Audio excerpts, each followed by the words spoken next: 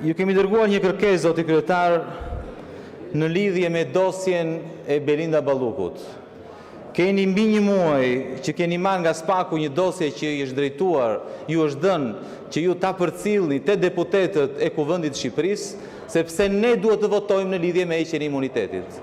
Ju këtë dosje e keni kyçur në kasafort, e keni shpërndar me një grup deputetësh, të cilët rastësisht i bie, nuk kanë thënë asnjë fjalë në lidhje me këtë dosje. Praktikisht, ajo dosje në këtë parlament zëre se nuk ekziston.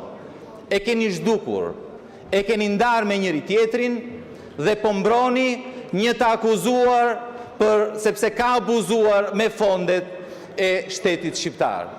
Tani, zoti kryetar, kjo nuk është vetëm një shkelje e rregullores dhe të kushtetutës. Ju po mbroni korrupsionin me postin tuaj. Me këto veprime, zoti kryetar, po mbroni të korruptuarit. Dhe kjo është e papranueshme. Kërkojmë që sa më shpejt të na vihet në dispozicion dosja, sepse na takon, jo sepse na bëni ndonjë nder. Përndryshe, zoti kryetar, do i drejtojmë gjykatës kushtetuese. Dhe turpi do mbetet mbi ju, sepse jeni vetmi kryetar i Kuvendit të Shqipërisë i cili ka fshehur një dosje komprometuese të zëvendës kryeministres Belinda Balluku. Është detyra juaj të bëni transparencë. Duhet të nxirrni dosjen, duhet që qytetarët shqiptar të dinë si ka vjedhur Belinda Balluku, me kë ka vjedhur Belinda Balluku, cilat janë përgjegjësitë e kësaj qeverie, e kryeministrit, e majorancës, po edhe opozitës nëse ka, në lidhje me abuzimet skandaloze prej të paktën 1 miliard euro të Belinda Ballukut. Mjaft mbrojtje të korruptuarit, zoti kryetar. Faleminderit. Shumë faleminderit, zoti Shejaj, për saktësim edhe të deputetëve të tjerë. Zoti Boço, ta merrni fjalën, vetëm ta mbaroj, të lutem. Por edhe të opinionit publik, meqense u thanë disa të pavërteta, po e thënë këtu në sallën e parlamentit, natyrisht që kanë peshë të madhe, nuk është e vërtet që janë kyçur materialet dhe provat, e kundërta është e vërtet, e ka tërhequr sipas rregullit dhe ligjit, kundrejt deklaratës për ruajtjen e sekretetit hetimor të paraqitur nga prokuroria e posaçme, të gjithë deputetët që kanë kërkuar antar të Këshillit të Mandateve. Në fjalën tuaj haruat këtë tokë fjalësh, Këshilli për Mandatet Rregullore dhe Imunitetet, sepse është ky këshill që shqyrton materialet dhe i paraqet raportin apo raportet nëse ka mendime ndryshme seancës. Dhe padyshim Këshilli përmes raportit, të lutem. Unë nuk ju ndërpreva, do ta shpjegoj. Raporti ka pikërisht këtë qëllim. Pra raporti do të vijë në seancë, ju lutem mos më ndërprisni. Raporti i Këshillit të Mandateve është i detyruar të ketë, pra rregulloria na detyron që në raport të përfshihen të gjitha opinionet e palëve apo deputetëve. Mund të ketë 2 opinione, mos bërtisni kot se nuk ju jep të drejtë tonaliteti. Më dëgjoj deri në fund, dëgjoj argumentin. Nuk po flas fare për ju. Do votoj pasi të dëgjoj raportin e përgatitur nga deputetët antar të Këshillit të Mandateve Rregullores dhe Imuniteteve. Pra, ju thatë që materialet janë kyçur, unë do ta shtoj akoma më tepër dhe do ta rikujtoj edhe një herë që të gjithë deputetët që kanë tërhequr materialet duhet të mos i nxjerrin ato, jo të nxjerrin.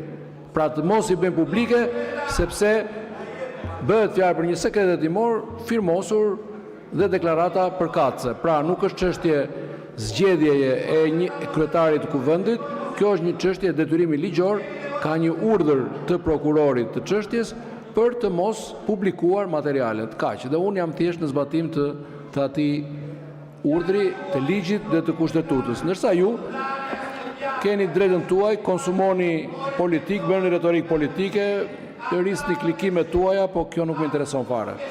Shumë faleminderit. Zoti Boçi, më pas zoti Berisha. Po, faleminderit kryetar.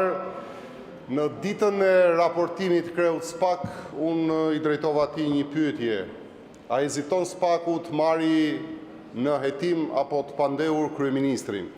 Kjo pjesa këtu reagoi me hilaritet plot, domethënë duke qeshur fort, ndërsa sot ja ku jeni, gjithë strukeni dhe të gjithë vononi pas fshiheni dhe vononi çdo gjë pas procedurave dhe mbani aty në Këshillin e Mandateve një kërkesë të SPAK-ut për heqjen e imunitetit të zëvendës kryeministres, që në fakt nuk është thjesht imuniteti i zëvendës kryeministres, por është imuniteti i kryeministrit. Dhe jo vetëm kaq, po doni të shpikni dispozita ligjore për t'i vënë në dispozicionin tuaj për të mbrojtur veten tuaj me imunitet. Ndërkohë këtu në sallë mungon Bledion Albati. Dhe a e dini kryetar pse mungon? Se policia juaj e ka goditur në protestën e radhës dhe ai është i pamundur, sepse imuniteti për ju ka kuptim vetëm kur bëhet fjalë për zëvendës kryeministren, për kryeministrin, për antarët e kabinetit.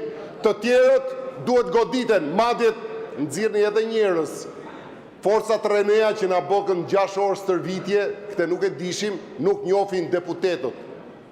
Jo më, nuk njohin deputetët.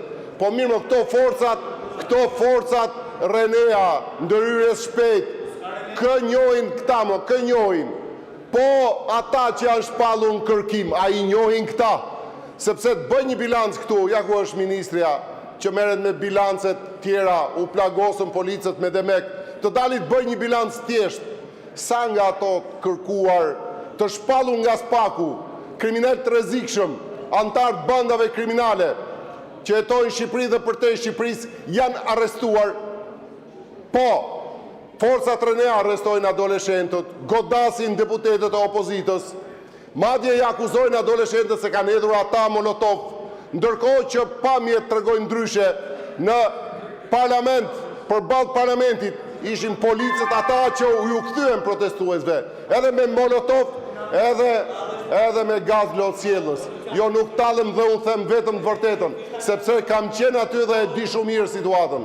Dhe ky parlament duhet mbyllet dhe ju duhet mblidhni Këshillin e Mandateve menjëherë. Justifikimi juaj për gjykatën kushtetuese ka rënë, le që nuk ishte justifikim fare, por me qenë se e përdorët, sot ai ka rënë dhe mblidh Këshillin e Mandateve dhe të imuniteteve.